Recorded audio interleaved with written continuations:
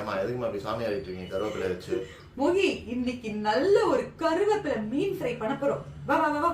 இந்த கருவேப்பிலை மீன் ஃப்ரை செய்யறதுக்கு முதல்ல ஒரு சூப்பர் மசாலா ரெடி பண்ணிக்கலாம். ஒரு மிக்ஸி ஜார்ல 2 கைப்பிடி அளவுக்கு கருவேப்பிலை, பச்சை மிளகாய், பூண்டு, சீரகம், மிளகு, கார மிளகாய் தூள், தேவையான அளவுக்கு உப்பு, ஒரு பிஞ்ச் மஞ்சள் தூள் எல்லாத்தையும் சேர்த்து கொஞ்சம் போல தண்ணி விட்டு பேஸ்ட் அரைச்சி எடுத்துக்கலாம்.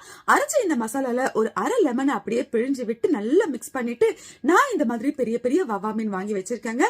இது நடுவுல ஒரு கோடு போட்டு இந்த மசாலால அப்படியே குளிப்பாட்டி ஒரு அரை மணி நேரம் ஊற வச்சிடலாம். இப்ப ஒரு பேனை வச்சு நான் இந்த மாதிரி மீன் ஃப்ரை, மீன் குழம்பு எல்லாத்துக்குமே கிரவுண்ட் ஆயில் தாங்க யூஸ் பண்றேன். அதுலயும் முக்கியமா KTV true value ground oil தான் ரெகுலரா யூஸ் பண்றேன்.